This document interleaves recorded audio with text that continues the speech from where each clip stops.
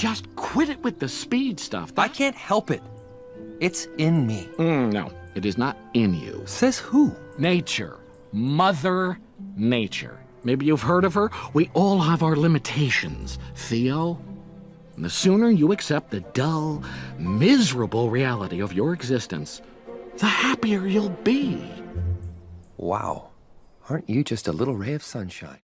How's it going? It's Michelle Carey from AdamandMichelleCarey.com, bringing you yet another episode from our movie motivation series.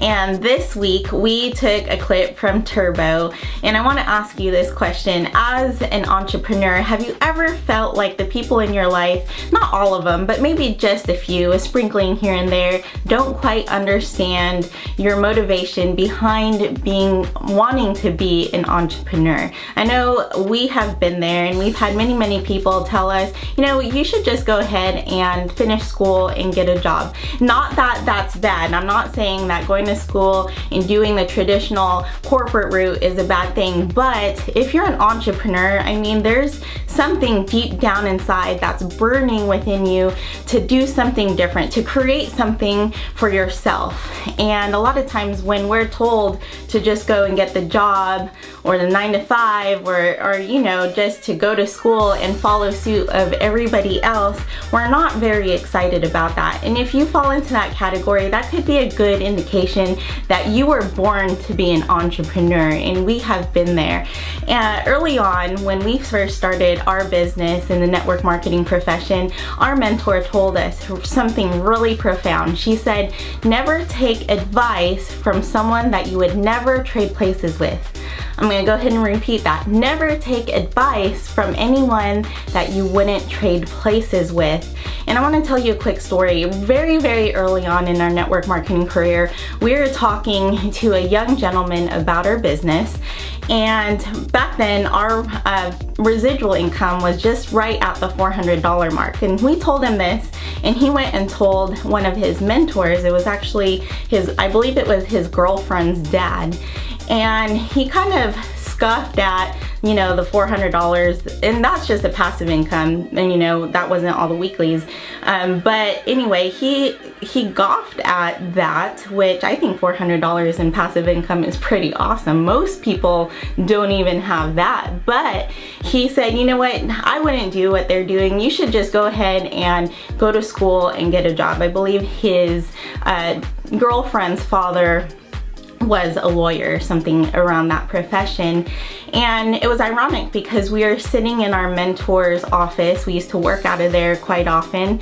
And here was a lady that had both time and money. She was, you know, surpassed $1 million in her network marketing career already, and had all the time that she wanted with her family. And that's exactly what we wanted as well. So we are definitely following her advice.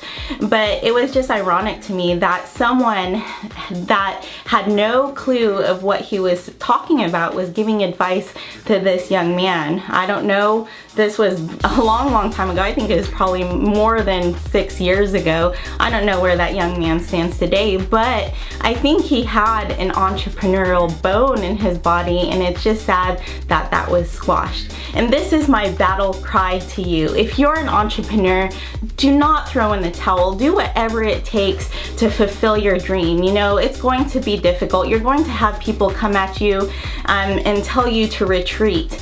And there's going to be people in your life that they're just not going to understand why you want to do what you're setting out to do, and that's okay. You know, I believe that the more people you have in your life that are telling you that they're concerned and that you should retreat, you're on the right track as an entrepreneur, because as an entrepreneur, we need to take a risk.